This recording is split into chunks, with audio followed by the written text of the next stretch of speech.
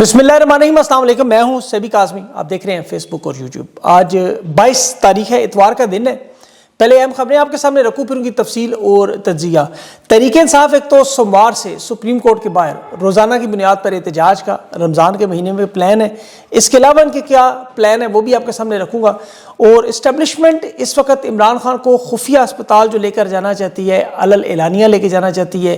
Red alert भी है, अवामी tsunami का भी नहीं खतरा है, और तहरीक-ए-इंसाफ की तरह खामोशी भी है। लेकिन ऐलान करके हुकूमत क्यों घबराई हुई है, ये मैं आपको पूरा तफसील से समझाऊंगा।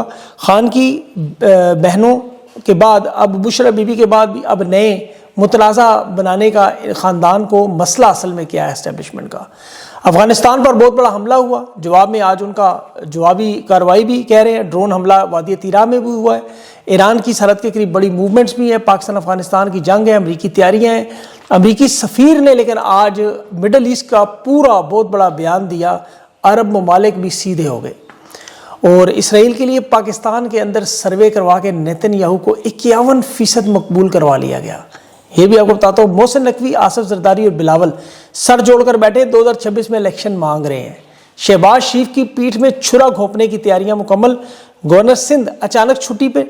और पंजाब में मरियम नवाज पे मावराए अदालत चार्ज शीट, जिसका कत्ल की फांसी का फंदा बनता है। नून लीग में इस वक्त क्या हो रहा है वो भी कुछ तफसीलात आपके सामने रखनी है। लेकिन 22 तारीख है आज, और सबसे पहले आपको पता है इमरान खान का मामला। एस्टेब्लिशमेंट की इस वक्त पूरी जो कोशिश खान के मामले में कि ये आवाज़ खामोश की जाए, कोई इतला नहीं आनी चाहिए, कोई वीलॉग नहीं होनी चाहिए, कोई बातचीत नहीं होनी चाहिए, पार्टी में बात ना हो। आला सतह के इजलास में ये बात हुई है, और ख़ानदान समेत, ये सोशल मीडिया समेत तमाम इमरान खान के नाम, इनके जिक्र, इनके हवाले को खामोश करना है। पाकिस्तानियों तगड़े हो जाओ। 3 बड़ी वजूहात हैं। पहली आ रही है सबसे बग़ज़ा वाली, इसराइल को न सिर्फ तस्लीम करवाना बल्कि ग्रेटर इसराइल बनाना है। अमरीकी सफ़ीर ने जो इसराइल में तैनात है, उसने भी माना है कि असल मंसूबा हमारा पूरे मिडल ईस्ट को ग्रेटर इसराइल बनाना है, और उसकी राह में जो रुकावट आएगी उसे हम दूर करेंगे। इतना बड़ा बयान कि सऊदी अरब समेत तमाम इस्लामी ममालिक ने वजाहत तलब की है। लेटर लिख दिया कि भाई आप कैसे कह सकते हो। याद रखिए वो आम आदमी का इंटरव्यू नहीं था टकर कार्लसन के साथ, जिसमें बाकायदा बाइबल का हवाला दिया गया। ये अमेरिका की पॉलिसी बयान की गई है। तमाम अरब रियासतें, सऊदी अरब, मिस्र, अरब अमारात, ये उसका हिस्सा सारा बनेंगे। तो उन्होंने बात कर दी है, ये इसराइल की बका, और उसके बाद फिर ईरान, और फिर साथ ये भी कहा ईरान के बाद अगला न्यूक्लियर असासों वाला पाकिस्तान। ये इसराइल के साबिक वज़ीर-ए-आज़म ने बाकायदा ऐलान भी किया है।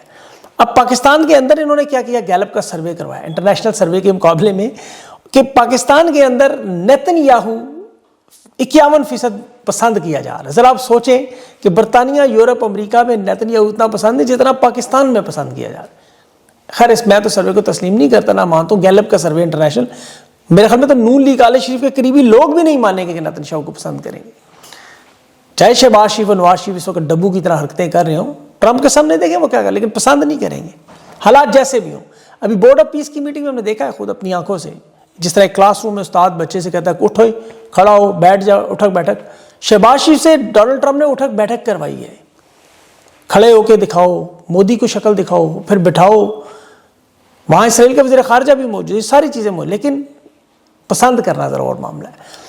अब देखें, इसराइल को तस्लीम करने में सबसे बड़ी रुकावट इमरान खान है। ये पूरी दुनिया जानती है, ये ने मंजूर नहीं है। अब इस मामले को ज़हन में रखें और दूसरा ज़हन में ले आए, ईरान अफगानिस्तान। अमेरिका की ईरान पर तैयारी मुकम्मल है। 193 असलहे के जहाज़ ईरान के गिर्द उन्होंने भेजे हुए हैं। हर 1 घंटे के बाद उनकी कोई ना कोई अमरीकी नया बहरी जहाज़, कोई जहाज़ ईरान के करीब आ रहा है। 2 बड़े बहरी बेड़े हैं और 4 एटमी आबदोज़े भी हैं। 1 लाख के करीब फ़ौज है, और इराक की जंग से ज़्यादा इस दफ़ा पहली दफ़ा हम इतनी फ़ौज देख रहे हैं। तो जंगों के जो माहिरीन है वो तो कह रहे हैं जी 99% जंग होनी है, और मुज़ाकरात नाकाम होंगे, फिर अमेरिका की तरफ से हमला होगा। अब इस सूरत हाल में पाकिस्तान का किरदार देखिए। ईरान में अमेरिका ने पूरी कोशिश की कि फ़ज़ाई हमलों से वहाँ रजीम चेंज की जाए, ये उसमें कामयाब नहीं हुए। ये इन्होंने इराक में, लिबिया में, अफगानिस्तान में भी की, कामयाब नहीं हुए। उसके बाद फिर इन्हें ज़मीन पर उतरना पड़ता है, ज़मीनी एतबार से। अब पाकिस्तान के सरहद जो है वो बलूचिस्तान के इलाके में है, और बलूचिस्तान के हालात में अभी बताता हूँ आपको। ईरान पर अमेरिका के हमले की सूरत में ये इलाकाई जंग में मामला बदल जाएगा, क्योंकि ईरान के पास तक जो मिसाइल हैं, जो प्रॉक्सी नेटवर्क्स हैं, वो पाकिस्तान के अंदर सिक्योरिटी जो पहले ही नाजुक है। तो इसमें अगर दबाव पाकिस्तान पे आता है कि यहाँ हमें रास्ता दें, जैसे गज़ा भेजने का मामला है, معاشی پابندیوں کی وجہ سے نا. کہ IMF ابھی آ رہا ہے 25 تاریخ, ورلڈ بینک ہاتھ میں روڑتا ہے, قرضوں کا معاملہ ہے, معاشی دباؤ, جو مرضی کہہ لیں آپ کو. فیلڈ مارشل شہباز شریف جیسے ٹرمپ کی جیب میں ہے, تو وہ نظر یہی ہے. یہاں بھی پاکستان کو استعمال کر کے زمینی جنگ, لاجسٹکس, انٹیلیجنس تعاون, فضائی راستے میں, یہ سارا آنے چاہیے. جیسے غزہ میں فوج بھیجی جا سکتی ہے, پاکستانی فوجی اسرائیلی جا سکتے ہیں, تو ایران میں کیا مسئلہ ہے ان کے لیے؟ وہ تو ساتھ ہے ہمارے ملک. یہ یاد رکھیں. اسی لیے قطر میں موجود پاکستانی ایمبیسڈر کی جو فرانس کے اوپر انٹیل نے الزامات بھی لگائے, وہ نظر آتے ہیں کہ جنرل صاحب کے تعاون مکمل ادھر ہے. اب ان حالات کو ذرا غور سے دیکھتے جائیں آپ. ایران, افغانستان اور پاکستان, یہ 3 ممالک ہیں, اور 2 صوبے, ایک بلوچستان اور ایک خیبر پختونخوا. یہ ایران سے جڑا ہوا بلوچستان اور ادھر افغانستان سے جڑا خیبر پختونخوا. 10 دن سے سوشل میڈیا پر کالعدم تنظیموں کی طرف سے پاکستانی فوجیوں کے اغوا کی بلوچستان کی ویڈیو نظر آئی. بیچارے روتے گڑگڑاتے اپنے شناختی کارڈ, اپنے رینکس, اپنی رجمنٹ, اپنا علاقہ سب کچھ بتا رہے تھے. 7 دن تو مسلسل وہ دیکھتے رہے, سرکولیٹ کرتی رہی ویڈیو. اور آج اس کا اقرار طلعت حسین سے کروایا جا رہا ہے, باقی صحافیوں سے, کہ خزدار جاتے ہوئے راستے میں پاکستانی فوجی جوان 31 جنوری کو اغوا ہوئے. مہینہ ہونے والا ہے, کالعدم تنظیموں نے اٹھائے. ان کی تاریخ 22 فروری انہوں نے 7 دن کا الٹیمیٹم دیا. انہیں کہا جا رہا ہے یہ فتنہ ہندوستان کے لوگ ہیں, ہندوستان مدد کر رہا ہے. بھائی کر رہے تو روکے نا, روک کے دکھائیں. کیوں نہیں روکتے آپ؟ حکومتی اکاؤنٹس کیا کر رہے ہیں, ان کا سرکاری بیانیہ کیا کر رہا ہے؟ شہباز شریف کے سرکاری ترجمان ہونے کا دعویٰ, وہ شخص سعد پتنی پورا نام کے لکھ رہے ہیں کہ چین کے سافٹ ویئر کی مدد سے یہ بنائے ہیں جی نقلی, اور ترکی کے ڈرامے عشق ممنون سے نکال کے. ہمارے تو فوجی ہی نہیں ہیں, ان کے تو ہیلمٹس, ان کی تو وردیاں, ان کے تو فلاں نہیں ملتا, فلاں نہیں ملتا. ثبوت یہ دے رہے ہیں کہ ہمارے فوجی ہی نہیں ہیں. وہ ماننے سے انکار. آج انہیں تسلیم کرنا پڑا, کیونکہ ان کے اہل خانہ ویڈیوز لے آئے, ان کے اہل خانہ سامنے آ گئے, بنیر سے سامنے آ رہے, کوئی DG خان سے آ گیا. انہوں نے کہا یہ ہمارے بچے ہیں, وہاں سے ہمارے فوجی جوان ہیں. وہ ویڈیوز بننا شروع ہوئی, عزیز و اقارب کا پریشر ہے تو مجبور ہو گیا بنا. مان لیا کہ ہمارے ہم نے چھڑوانے کی 1 مہینے سے کوشش کر رہے ہیں, جیسے مشرف کارگل میں کرتا رہا کوشش, پھر بعد میں نشان حیدر انڈین نے لکھ کے بھیجا تو دینا پڑا. ابھی پاکستانی فضائیہ نے افغانستان پہ بھی آپ کو پتہ ہے سرحدی علاقوں میں ننگرہار اور پکتیکا پہ فضائی بمباری کی ہے. یہ اسلام آباد میں جو امام بارگاہ پہ حملہ تھا اس کا رد عمل ہے. اس کا کہہ رہے ہیں بدلہ لیا ہم نے, کیونکہ وہاں ذمہ داری خراسان نے لی اور وہ وہاں موجود ہے. اب افغانستان میں 2 جگہ حملہ, ایک ننگرہار میں گھر پر, اس میں خاتون اور ایک سمیت 20 لوگ مارے گئے. دوسرا پکتیکا میں مدرسے میں. یہ BBC کی خبر ہے, یہ کہہ رہے ہیں مدرسے میں نہیں ہوا, رمضان میں بند ہے, قرآن پاک وہاں جلے ہوئے نظر آ رہے ہیں. خیر پروپیگنڈا دونوں طرف سے ہوتا ہے, ایسی بات نہیں. لیکن پاکستان نے بار بار افغان حکومت سے کہا تھا کہ اپنی سرزمین ان گروپوں کے خلاف استعمال نہ کریں, روکیں, ورنہ ہم حملہ کریں گے. وہ کہتے ہیں آپ کرتے ہیں, مطلب الزام وہی. 7 ٹھکانوں پہ بہرحال حملہ ہوا.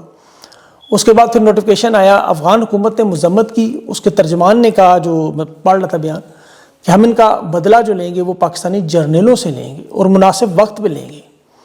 یہ ہماری سرحد پر حملہ ہوا, اور اس نے پاکستانی جرنیلوں پر کہا کہ سیکیورٹی کی اپنی ناکامی پر ہمارے اوپر حملہ کر رہے ہیں. دوحہ میں طے ہوا ہے معاملہ کہ ہم ایک دوسرے پر سرزمین بھی استعمال نہیں ہونے دیں گے, حملے بھی نہیں کریں, لیکن ایسا نہیں ہو رہا. اب یہاں جو کالعدم تنظیمیں ہیں آپ کو پتہ ہے پاکستان میں, اب وہ بہت زیادہ ایکٹیویٹ کر دی جائیں گی, بہت تیزی سے کر دی جائیں گی.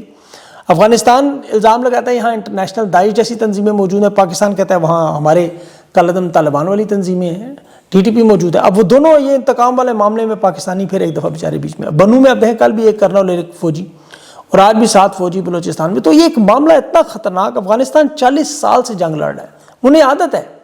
اور پاکستان اور افغانستان کے حالات تو دیکھیں دنیا کیسے دیکھتی ہے. پاکستان اگر بیٹھا ہوا ہے ٹرمپ کی اور نیتنیاہو کی گود میں, اور یہ بیٹھے ہوئے مودی کی گود میں, یہ انہیں خوش کرنے کے لیے حملہ کر دیتے ہیں ہم ٹرمپ کو, اور وہ مودی کو خوش کرنے کے لیے یہاں کروائیاں کرتے ہیں. دونوں کو ڈالرز اور امداد مل جاتی ہے, عوام دونوں کی بھوکی, دونوں کے حالات خراب. افغانستان کے حالات پاکستان سے بہتر ہیں بنسبت کرنسی کے اعتبار سے. لیکن یہاں پاکستان میں جو سب سے خطرناک صورتحال جو عمران خان سے حوالے سے میں بات کروں کہ یہ 3 حصوں میں پاکستان کو توڑنا چاہتے ہیں جو خان روک سکتا ہے. آپ انٹرنیشنل کتابیں پڑھیں ان کی سارے. چین سے دور کیا گیا ہمیں, فوج اور عوام کے درمیان نفرت کا دیکھیں کیا لیول ہے. اسرائیل کو تسلیم کیا گیا. یہ وہی معاملات ہیں جو 1971 سے پہلے اگر آپ دیکھیں تو ساری کتابوں کے اشارے تھے 1971 ہوگا بنگلہ دیش بنے گا, اور وہ بنا, اور ایک دن میں نہیں بنا. آج بھی یہی معاملہ ہے. ایٹمی ہتھیار بھی خطرے میں, سالمیت بھی خطرے میں. خان کو اسی لیے خاموش کیا جا رہا ہے. اسی لیے خان سب سے ضروری ہے پاکستان کے لیے.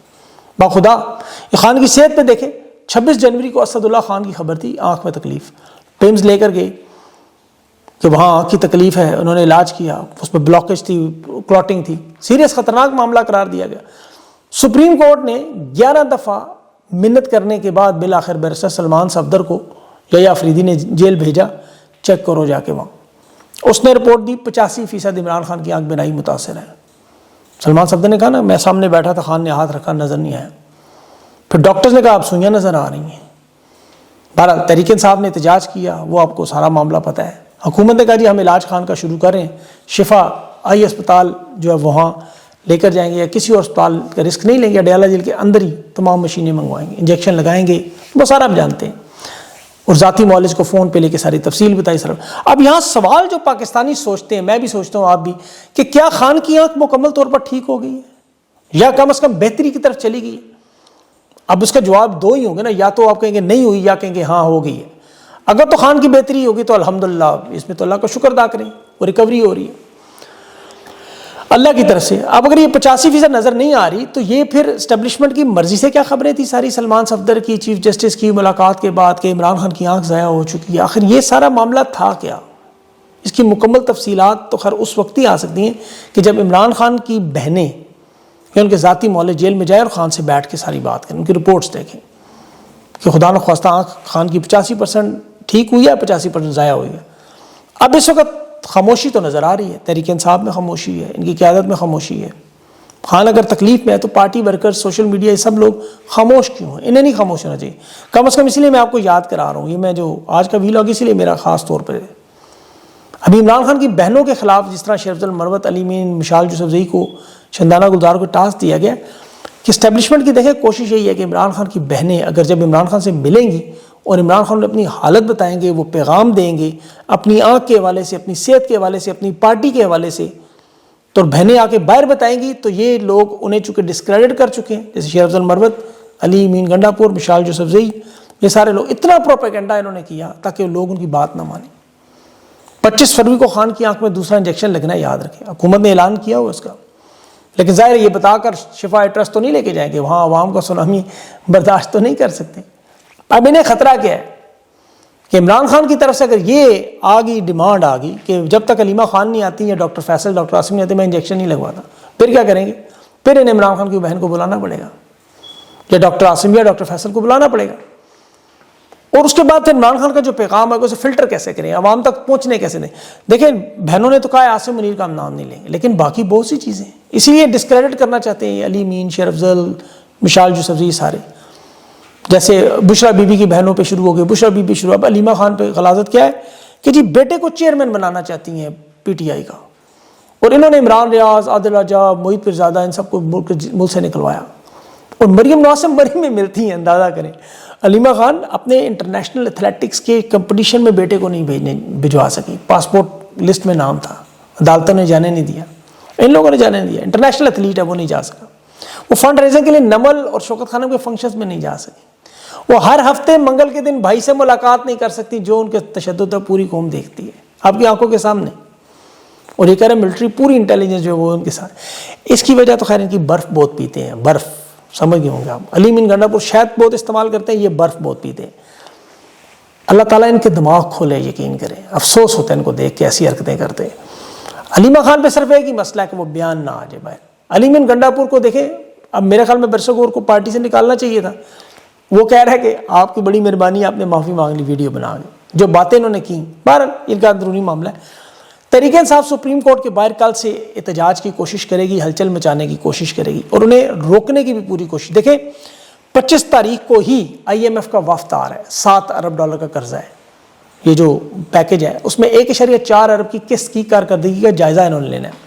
اب اس میں ظاہر ہے بدعنوانی ہے، نگران اداروں کے سربراہان ہیں، جیسے عدلیہ میں آپ کو پتہ ہے جو معاملات الیکشن کمیشن، نیب کے نگران سربراہان لگائے گئے سارے، انہوں نے قانونی جائزہ لینا ہے قرض جاری کرنے سے پہلے۔ تحریک انصاف کو یہاں احتجاج کرنا چاہیے سپریم کورٹ کے باہر، کل سے بیٹھ جائیں تمام ممبران پارلیمنٹ، صوبائی اسمبلیوں کے سینیٹر، عدالتی اوقات میں اگر بیٹھے رہیں تو بڑا فرق پڑے گا، اس کو پریشر دیکھیں سپریم کورٹ پہ پڑتا ہے، کیونکہ اس وقت ملکی معیشی حالات تو اتنے معیشت کے خراب ہو چکے ہیں، قرض $138 ارب سے اوپر جا چکا ہے۔ اکنامک افیئر ڈویژن کی رپورٹ آپ پڑھیں کہ جو بیرونی قرضوں پر سود دیا جا رہا ہے اس کی ادائیگی میں 84% اضافہ ہوا ہے، 84%۔ اور یہ آئی ایم ایف کا، عالمی بینک کا، جو ایشین ڈیولپمنٹ بینک کا ہے، پاکستان کی کمرشل بینک ہے، یہ آپ ذرا سوچیں۔ اچھا اس میں حیران ہو گیا کہ سعودی عرب برادر ملک اور ہمالیہ سے اونچی دوستی والا چین، وہ بھی ڈپازٹ پہ سود لے رہے ہیں ہم سے. جو گردشی قرضہ ہے وہ 5,500 ارب کا اوپر پہنچ چکا ہے. میڈیا کو صرف بند کرنے کی 40 ارب کی فائر وال، جس میں سے کسی ایک نے نہیں پوچھا 40 ارب لگائے کیوں ظالموں، اور اس کا نقصان آپ کو 40 ارب نہیں ہے، وہ 300 ارب ڈالر سے بھی زیادہ ہے. یہ جو 125 کمپنیاں ملک چھوڑ کے گئیں، اس کی ایک بڑی وجہ ان کے انٹرنیٹ سیکیورٹی کے مسائل اور سلو انٹرنیٹ، چلتے ہی نہیں تھے. فری لانسر کے ساتھ جڑے ہوئے تمام کاروبار پاکستان کی بینکنگ سمیت، یہ 40 ارب خرچ کر کے انہوں نے 300 ارب کا ٹیکہ لگایا. دونوں نقصان، سوشل میڈیا کو پھر چھوڑنا پڑا آزاد. اب آپ دیکھیں بجلی گیس کے قرضوں کے معاملات، پاکستان کے کسانوں کے معاملات دیکھیں، سندھ کے معاملات دیکھیں. آپ کو ہر روز سنتوں سے بھی آتی ہیں روز کہ آج ایک مل بند ہوگی، فلاں مل بند ہوگی. اور یہاں مریم نواز کے اشتہاروں پر، مشہوری پر، وہ افطاری کے دوران وہ جو دے رہی ہیں 2 کھجوریں 1 کیلا 1 سیب، اور اتنی بڑی مریم نواز کی تصویر ٹھوکی اوپر، یا کھانی ہے تھوکنی ہے، مطلب ہاتھ پوچھنے کیا کرنا ہے اس سے. پاکستان کے تینوں صوبوں کو پاکستان کے حصہ نہیں سمجھتے. یہ صرف مریم نواز اور پنجاب کو کیوں پروموٹ کیا جا رہا ہے؟ اب ذرا غور سے دیکھیں کہ اعلی شریف کو اس اقتدار میں انہوں نے پنجاب 62% ہے پاکستان کا. یہ جو بھی صوبے بنا کے واردات چلے نا، زرداری آج بیٹھے ہوئے ہیں سارے محسن نقوی کے ساتھ، یہ کراچی کو ایک معاشی ہب پہلے ختم کیا گیا، پنجاب کو بنانے کی کوشش کی گئی. اسی طرح اسلام آباد کو اب یہ دارالحکومت ختم کر کے لاہور کو دارالحکومت بنانا چاہتے ہیں. مشرقی پاکستان اور مغربی پاکستان کے درمیان یہی فرق تھا، سارے وسائل وہاں کے چوری کر کے مغربی پاکستان کو اتنا عظیم اور ترقی والا بنایا کہ وہ بیچارے جب یہاں آتے تھے سڑکیں دیکھ کے پٹسن کی خوشبو اور بلڈنگیں دیکھ کے پریشان ہوتے. آج یہ کہتے ہیں لاہور کی بتیاں دیکھو، سارا مال پاکستانیوں کا وہاں چھین کے. یہ جو بڑی بڑی بلڈنگز آپ کو بنانے کی کوشش ہے، بنگلہ دیش میں آج دیکھیں 9 ارب وہ اپنے خزانے میں جمع کروا چکے ہیں، اور یہاں منجی ہی منجی. ادھر پی آئی اے کے آپ دیکھ لیں، صرف ایک مثال جہاز کی، 18 جہاز ہے پی آئی اے کے، 10 ارب کے بیچے. کہاں گئے؟ عارف حبیب گروپ، فوجی فاؤنڈیشن یعنی فوج کے پاس، مفت میں پی آئی اے آ گئی. اب 10 ارب کس کو ملے؟ انہی کو مل کے واپس. یہ جہاز کس کو ملا؟ پنجاب کا 11 ارب کا، انہی کو. یہ پنجاب میں لگائے اسی لیے جا رہے ہیں کیونکہ یہاں فوجی جرنیلوں کی، آل شریف خاندان کی، ان کی رہائش گاہیں ہیں، کاروبار ہیں، جائیدادیں ہیں، بچے ہیں، خاندان ہیں، ان کا بہت کچھ ہے. یہ ان کی ریاست ہے. یہ لاہور کو پاکستان کا ایک ماڈل شہر اس لیے بنانا چاہتے ہیں. سارا بجٹ یہاں لگائیں کہ دکھانے کے لیے ایک بیانیہ بھی ہو، اور 25 کروڑ کی ایک جگہ ایسی ہو جہاں محفوظ رہیں. باقی پاکستان سے انہوں نے ہاتھ اٹھا لیے ہیں، باقی پاکستان جانے اور آپ جانے، اب انہیں کوئی پرواہ نہیں اس چیز کی. صوبوں کے آپ حالات میں دیکھ لیں، بجٹ میں دیکھ لیں، رمضان پیکیجز میں دیکھ لیں، ہر جگہ پہ آپ دیکھ لیں، آپ کو صاف صاف یہ فرق نظر آئے گا. تو اسی لیے ایک خان کی ضرورت ہے جو پاکستان کو جوڑے، چاروں صوبوں کو، گلگت بلتستان کو، بغیر مذہب مسلک کے. اور خاص طور پر جو بڑے انٹرنیشنل چیلنجز میں خان کی سب سے زیادہ ضرورت ہے. تحریک انصاف کی قیادت کو یہ سوچنا چاہیے کہ وہ کیا لائے عمل بنائیں گے. اگلے انشاءاللہ ویلاگ میں تفصیل سے بات کریں گے. ابھی افطاری کا وقت تقریباً ہو گیا. بس اپنا خیال رکھیں، مجھے اجازت دیں. اللہ حافظ.